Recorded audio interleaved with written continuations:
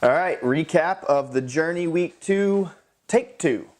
Because I'm an idiot, the audio plug was not plugged in all the way, so none of the other blabbering I did just a few minutes ago actually made it to being recorded. So, here we are, week 2 completed, really 2.5, something like that. I got my Training Peaks pulled up for those that want to know, I guess week 3 really, that want to know kind of the data side of it. You can look on here and it looks like a freaking Christmas tree. It's all over the spectrum, right? And there's some things I'll point out. I missed a strength, I missed 2 strengths, and I missed a swim. This swim, I made the decision to not do it. It's the easiest thing to kick out when you're tired, is for me. I like swimming, but I don't necessarily love it. I am not a Jonathan Lejeune. I'm not going to pound it away because I don't, for whatever reason, I don't have that gear mentally in the swim. I need to. And that's something that I'm going to figure out how to unlock in the next 2 or 3 weeks. But as of right now, that's what I missed last week. This ride looked short. I got in 2 rides that day. This ride is 30 minutes short. I basically went on a ride with Kendall, and then we went for a ride that evening as well, or that afternoon as well. So got in the double stuff. So it looks short, but it's not.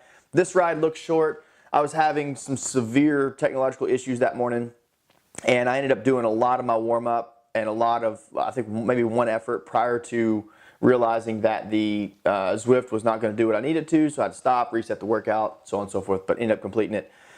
This ride and this ride right here had a whole lot of I don't wanna in it, a whole lot. And had it not been for Kendall with me on this ride and Kendall with me on this ride, it would not have gotten completed. It just wouldn't have. And this run as well, same thing. She went with me on this. Swam this morning. On Sunday morning, we pushed the swim until 8 a.m. so we could have a couple friends, Will and Jeremy's dad, come over. We all swam, I think, 20 minutes individually, and then we did just some fun relay stuff, some racing and stuff like that. So we had some high intensity at the very end, but it was more social, more fun. This bike, I never felt good on this bike until about the 8-minute mark of my second interval. And that's to be noted because you're looking at probably 40 to 45 minutes before you ever feel like you got some legs or you feel like you actually want to do it. And that's important.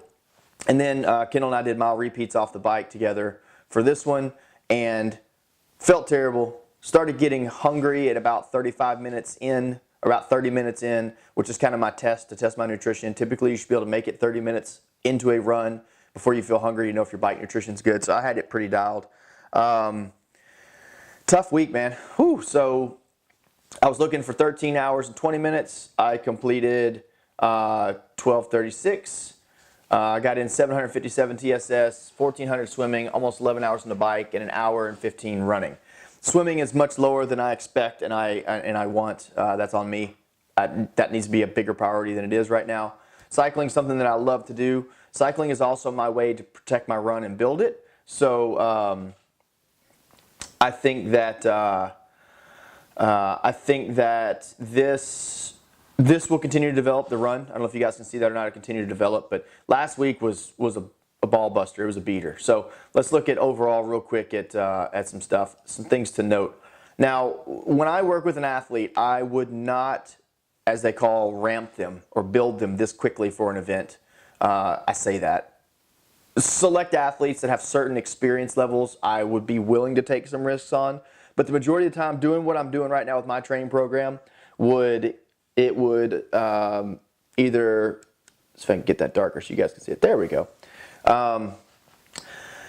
It would either break them physically, mentally, or emotionally. And so you'll look here when I say ramp rate. Look at this blue line. This is my CTL, the buildup of it. So back on 4/28, so less than a month ago, I was at 22 CTL.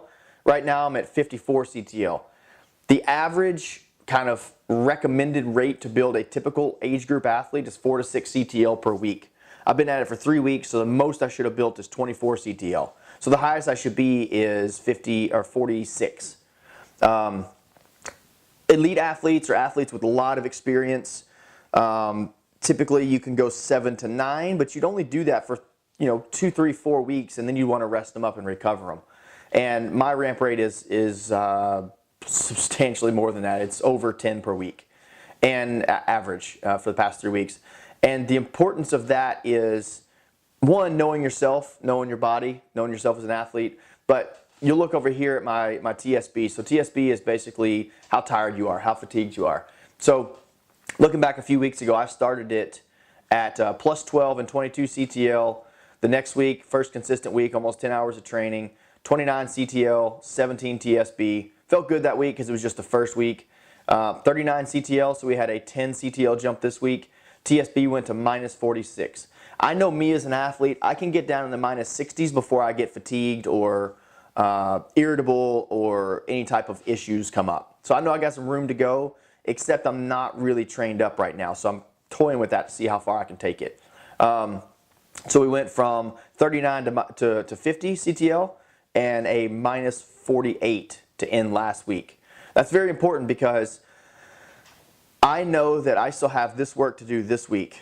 But I also know that starting here on the Saturday, we're going to Disney for a week.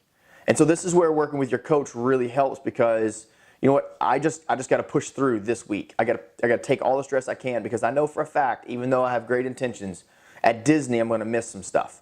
The intensity won't be there. We're taking our bike trainers. We'll be able to run, but the intensity won't be there, so I won't get as high of stress for the week.